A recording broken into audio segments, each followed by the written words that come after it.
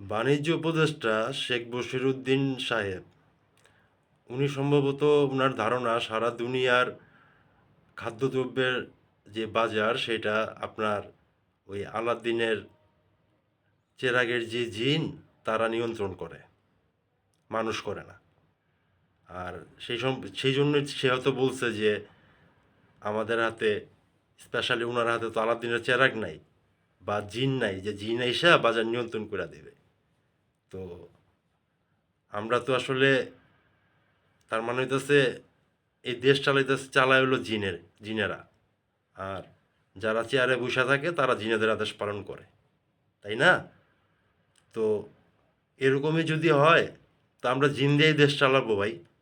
আপনার এই সিটে থাকার কোনো অধিকার নাই।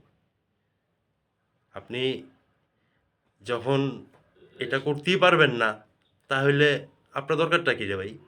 আমরা জিন দিয়েই কাজ করাবো। আপনি রিজাইন করেন আগামীকালই, এবং যেটা বলছেন সেটা বলার পরে আপনার আর এই সিটে বসার, বাণিজ্য উপদেষ্টা পদে এই জায়গায় বসে থাকার আপনার আর কোনো অধিকার নাই। সো দয়া করে আপনি রিজাইন করেন। আমরা যদি মনে করি বাণিজ্য উপদেষ্টা পদে অন্য কাউকে লাগবে, যে নাকি জিন না মানুষ হিসাবে কাজ করতে পারবে, সেরকম কারো পাইলে আমরা বসাবো। আর না হইলে আমরা ওই জিন দিয়েই কাজ করাবো। আপনার দরকার নেই।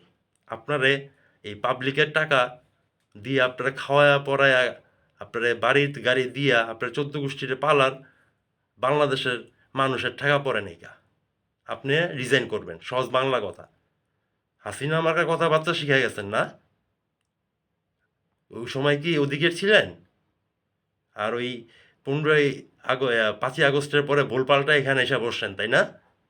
আপনাদের অবস্থাগুলো খালি দেখতাছি আর আপনাদের কথাবার্তা শুনতেছি। দিন দিন আপনাদের কথা হাসিনা মার্কা হইতেছে। তো এগুলা ছাড়েন, নতুবা সিট ছাড়েন। যেই দায়িত্ব পালন করতে পারবেন না সেই জায়গায় বসেন না। কাজ করার অনেক লোক আছে যারা এই কাজ খুব সহজভাবেই এবং তারা স্কিলফুলি, হ্যাঁ, ওই মেধা তাদের আছে, তারা নিয়ন্ত্রণ করতে পারবে। যেটা আপনারা 5 মাসও পারেন নাই, সেইটা 15 দিনে কইরা দেওয়ার মতো ক্ষমতা ইনশাল্লাহ এখানে অনেক মানুষের আছে বাংলাদেশের। আপনি না পারলে আপনি ছাড়েন। আপনার ছাইরা আপনি যা ওই জিন খোঁজেন, ঠিক আছে? ওই জিন দিয়ে আপনার কাজ করেন গা, আপনার পরিবারের কাজ করেন গা। দেশ ছাড়েন, দেশের গদি ছাড়েন, ক্ষমতা ছাড়েন।